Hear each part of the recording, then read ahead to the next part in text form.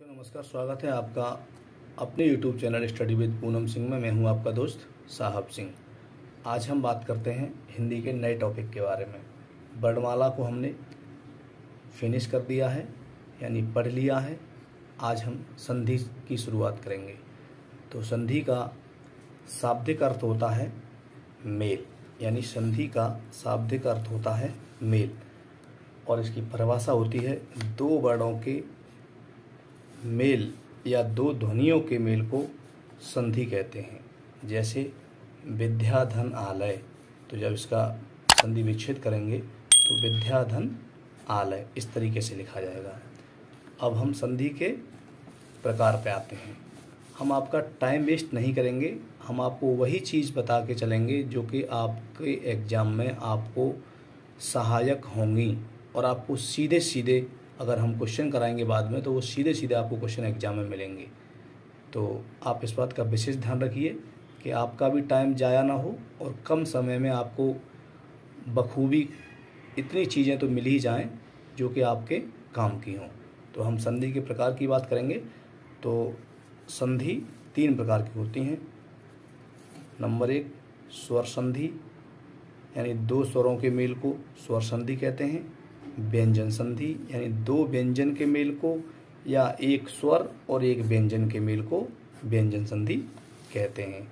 यानी स्वर संधि को तो दो स्वरों के मेल को कहेंगे तो स्वर संधि होगी। व्यंजन संधि यानी दो व्यंजनों का मेल हो सकता है आपस में, एक स्वर और एक व्यंजन का मेल हो सकता है। जब एक स्वर और एक व्यंजन का मेल हो और दो व्यंजनों का मेल हो तब हम व्यंजन संधि उसको कहेंगे। अब हम बात करते हैं विसर्ग संधि की। तो विसर्ग के मेल को हम विसर्ग संधि कहते हैं। संधि हमारी तीन प्रकार की होती हैं। अगर विशेषकर पूछता है कि संधि कितने प्रकार की होती हैं तो तीन ही प्रकार की होती हैं, स्वर संधि, व्यंजन संधि और विसर्ग संधि। अब हम बात करते हैं, नंबर एक हमारी है स्वर संधि। और ऐसे भी पूछ सकता है कि स्वर संधि के भेद कितने होते हैं। तो स्वर संधि के दोस्तों 5 भेद होते हैं। तो नंबर एक, दीर्घ स्वर संधि। नंबर 2, गुण स्वर संधि।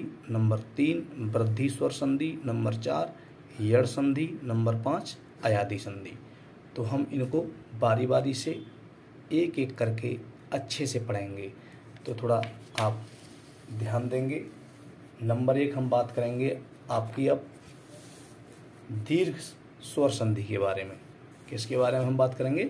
दीर्घ स्वर संधि के बारे में। हमने थोड़ा थोड़ा सा ट्रिक से समझाने की कोशिश की है, यानी लिख के कि आपको जल्दी से समझ में आए और वो हमेशा तक आपको याद बना रहे। तो दीर्घ स्वर संधि किसे कहते हैं? दो एक समान स्वरों के मेल को दीर्घ स्वर संधि कहते हैं। यानी दो एक समान स्वरों के मेल को क्या कहते हैं हम?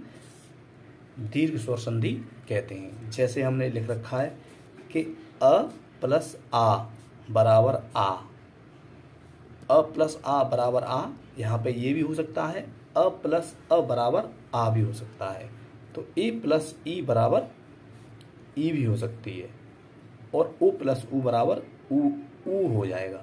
यानी समान स्वर होंगे तो उनमें क्या हो जाएगा,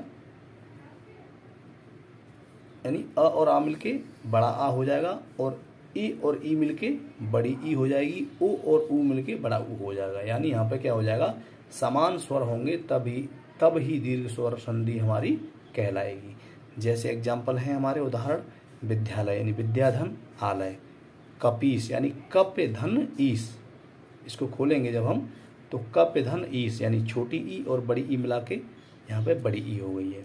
पुस्तकालय, पुस्तक धन आलय, यानी यहाँ छोटा आ है इसमें और ये बड़ा आ है, तो ये यहाँ पे बड़ा आ हो गया है। कदापि यानी कदा धन अपि, यानी ये बड़ा आ है, ये छोटा आ है, तो ये बड़ा आ यहाँ पे हो गया है। मुनीन्द्र, मुनि धन इंद्र, यानी ये छोटी ई है और ये भी छोटी ई है, तो ये मिला के क्या हो गई, बड़ी ई हो गई। भानुदय, भानु धन उदय, यानी छोटा ऊ और छोटा ऊ मिला के क्या हो गया, ये बड़ा ऊ। धर्मार्थ यानी धर्म धन अर्थ, ये आ है और ये आ है मिला के बड़ा आ बन जाएगा। ग्रीस यानी ये गिरधन ईस, छोटी ई यहाँ पे हो गई है और यहाँ पे भी छोटी ई हो गई, दोनों मिल जाएंगी तो ये बड़ी ई हो जाएगी। अब हम एक और एग्जांपल है लक्ष्मी इच्छा, यानी लक्ष्मी प्लस इच्छा, तो ये बड़ी ई हो गई यहाँ पे और ये छोटी ई हो गई, दोनों को मिला देंगे तो इस तरीके से ये बड़ी ई बन जाएगी, लक्ष्मी इच्छा। अब हम बात करते हैं दोस्तों नंबर 2 के बारे में। तो दूसरे नंबर पर आती है हमारी गुण स्वर संधि। दूसरे नंबर पे क्या आती है दोस्तों? दूसरे नंबर पर आती है गुण स्वर संधि। तो गुण स्वर संधि का क्या है कि यानी अ और ई मिला के ए हो जाती है और अ और उ मिला के ओ हो जाता है। यानी इसको हम ऐसे भी पढ़ सकते हैं कि यानी आ के गुण और ई के गुण मिल रहे हैं तो ए हो जाएगी, और यहाँ भी आ के और ऊ के गुण मिल रहे हैं तो ओ हो जाएगा। इसका थोड़ा सा हम समझ सकते हैं, इस तरीके से हमने बना के लिखा है, यानी कि एक मात्रा, यानी जहाँ पर एक मात्रा हो, जैसे पेन है, पेन, बोलना है, नरेश है, एक मात्रा हो वहाँ से शब्द टूटे तो गुण संधि होती है। ये 100% कटु सत्य है, यानी 100% सत्य है, इसमें कोई झोल मोल नहीं है। यानी पेन, बोलना, नरेश, यानी जहाँ पर एक मात्रा होगी वहाँ से यदि कोई शब्द टूटता है, वहाँ से संधि विच्छेद होती है तो वो हमारी गुण स्वर संधि कहलाएगी। जैसे उदाहरण के तौर पे हम कहेंगे, यानी ये ए है तो ए इक्वल्स टू, यानी ए बराबर होता है अ प्लस ई भी हो सकती है और बड़ी ई भी हो सकती है। तो ए की मात्रा को कैसे तोड़ा जाता है, जैसे हम बताते हैं आपको कैसे तोड़ा जाता है। तो नरेश, तो यानी नरधन ईस, यानी ए की मात्रा टूटेगी तो आ आएगा और छोटी ई आ सकती है और बड़ी ई भी आ सकती है।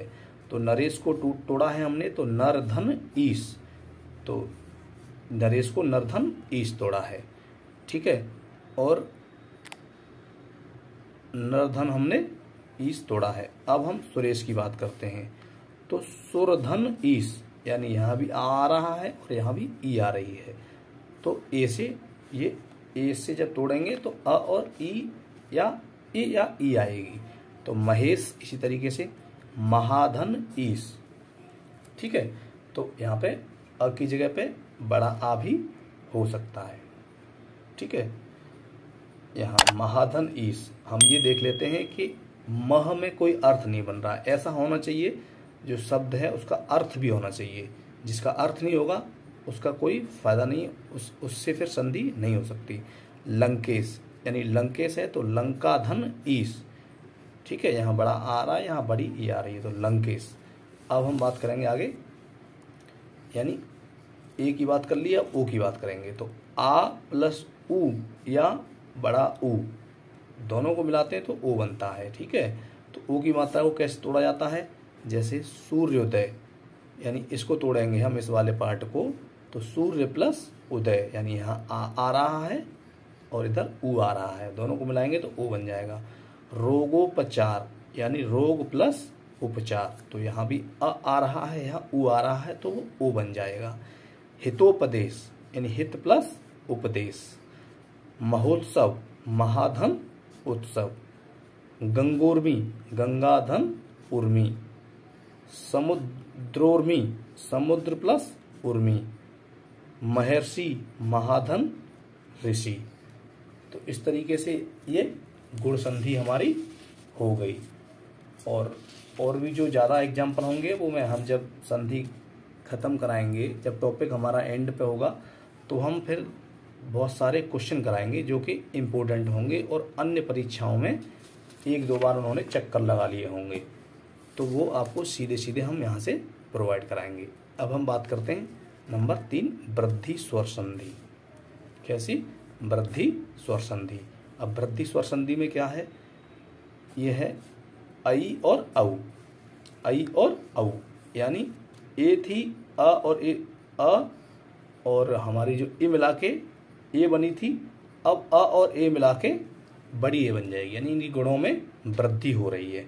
अ और ओ मिला के औ बन जाएगा, यानी ओ से औ बन रहा है, ठीक है, ए से आई बन रही है, तो गुणों में क्या हो रही है, इनके वृद्धि हो रही है। अब उदाहरण के तौर पे बात करते हैं सदैव, यानी सदैव, तो सदाधन एव यानी सदैव, ठीक है। हम कह सकते हैं इस चीज को लेके, तो जब दो मात्राएं होती हैं, चाहे ओ की हो या आई की हो, यानी ओ की हो या आई की हो, तो क्या होगा, वहां पर वृद्धि स्वर संधि होगी, दो मात्रा होंगी तब। जैसे तथैव, तो तथाधन एव, महेश्वर्य, महेश्वर्य का होगा महाधन ऐश्वर्य, मतैक्य, मतधन ऐक्य।